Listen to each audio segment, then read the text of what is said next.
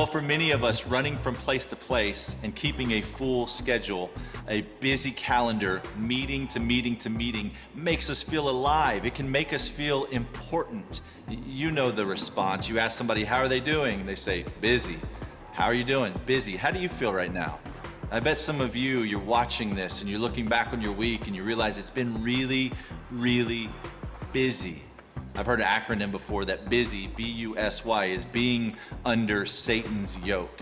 That often when we feel our calendar so full, we don't have time to do what God has asked us to do, which is rest. So I want you to hear from this next story, someone running such a full schedule that they come to a breaking point, to the brink, needing to find something else, needing to find a solution.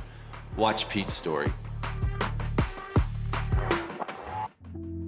So a couple of years back, I was just going through like a really difficult season in my life, specifically at work. I was essentially doing 2 jobs. And really the motivation behind that was, I want to get ahead. I want to climb the ladder. I always left. I could have done this.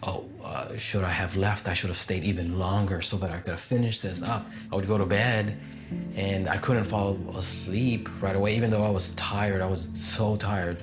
Work was just in the back of my mind and in the front of my mind. So the anxiety was just rampant. I just could not rest. I wasn't involved at home. I wasn't talking to my wife, and I know it was pride. And it later became apparent that it was to my detriment. I started experiencing symptoms, heart palpitations, and lost so much weight rapidly, and just thinking, what's going on with me medically? And that increased anxiety. I finally said, okay, I gotta go see the doctor. Doctor confirmed the diagnosis of, hyperthyroidism and said, your immune system's essentially attacking itself. The options I was presented were really drastic, like surgery or radiation therapy and lifelong medicine. And she said that these types of symptoms and specific disease and autoimmune disease can be caused, and more than likely was caused, by a huge amount of stress and anxiety. And I remember just falling on my knees that night and just saying, God, I need you, and I'm sorry. Just confessing just how strong I thought I was, just how naive my thoughts were about, I can do this. One of the things that I prayed was just, Lord, may you give me that peace that surpasses understanding. I received so much support from my wife, saying, we're gonna fight this together. My parents and the community around me was just so vital, just so vital to speak out and say, hey guys, I'm in a really difficult part right now, and I'm honestly really scared. So encouraging to know that you're not gonna face, backlash, and on the contrary, your people are ready and willing to help. So I'm definitely a lot more aware of rest and what it means to rest. I make a point to be home for dinner. I'm being more aware of when the anxiety kind of creeps up a little bit. I kind of pause and want to, automatically try to give that to the Lord right then and there. It hasn't been easy since then. You still have your struggles, but I just wouldn't be the person I am right now without having gone through that difficult season. Like so many of us, Pete continued to run faster. He liked the affirmation that he received from the world, but he came to a breaking point. He realized that his body wasn't made to not recharge. This doesn't work for anything. It doesn't work for our cars. They run out of gas if we don't refuel them. It doesn't work for our cell phones. If we don't charge them or plug them in at night, if we don't connect them to a source of energy, then they will die and leave us stranded. And we are the same way. God made us to rest. He even turns out the lights for us. He forces us in an agrarian culture, which the Bible was written in, would be forced to stop once the sun goes out. But for us, we have lights and we have other methods and means, and there's a connection to our physical rest and our spiritual rest. There's a connection to this idea of Sabbath and this idea of sleep.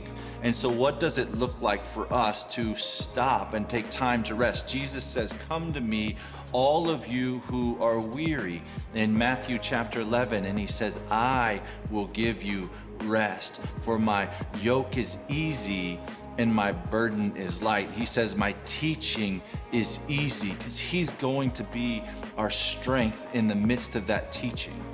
And the burden that he gives us is light because Jesus, he designed the world. He knows how to live it best. And he commands us, he calls us to stop. What's really dangerous in the midst of continuing to go fast and continuing to excel and continuing to give the gas on life is that you can get addicted to not resting. This actually happened to me. As I kept adding to my plate, kept doing more and more, taking on more speaking engagements, working longer hours. And when it came time to stop, my mind just kept going and I didn't know how to turn it off. And I would wake up at 3 a.m. and the thoughts continued to come and spiral and fast, and then I couldn't sleep. And that's why it's so important for us to create these little breaks, these little stops, these moments where we acknowledge who God is and that he holds our world together. I want you to continue to learn that peace comes from rest as you listen to Destiny's story. Watch this. Over a year ago, I went back to work for the first time full-time. I had a 5 and a 2-year-old, and then I was also in grad school. My time with the Lord was something I had, but it was just something that I did. I don't feel like my heart was like all there.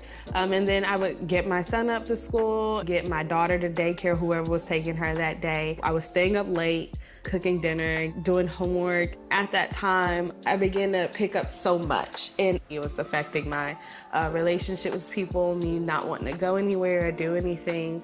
Even with my husband and my children, I just didn't feel like I had what it took to love them in the way they needed. And then a few weeks later, I found out I was 8 weeks pregnant. Things just became very overwhelming very fast. I kind of felt like life had been interrupted. I had these plans of what the next 6 months of my life was gonna look like and what I was gonna be pursuing. I pretty much had kind of had this vision of where I was gonna go, and before I know it, I was just kind of like rock bottom, just kind of try to force my way through and deal with everything that was coming with me. So my husband did know about the anxiety and how I was feeling throughout all of this. He actually kept insisting that I go speak with someone, whether it be at our church or get outside counseling.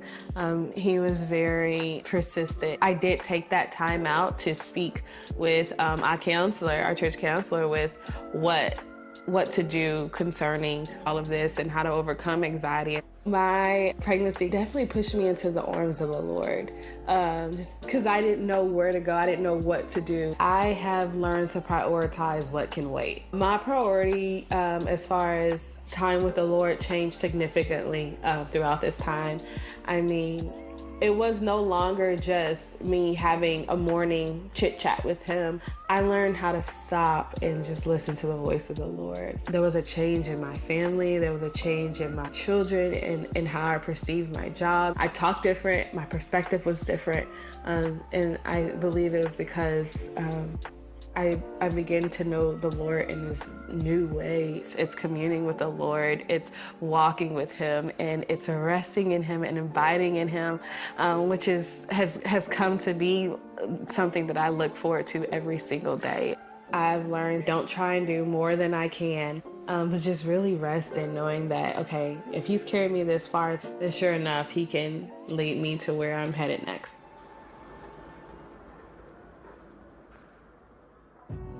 Destiny, like so many of us, got busy doing a lot of good things, but it didn't take the weightiness of being busy away.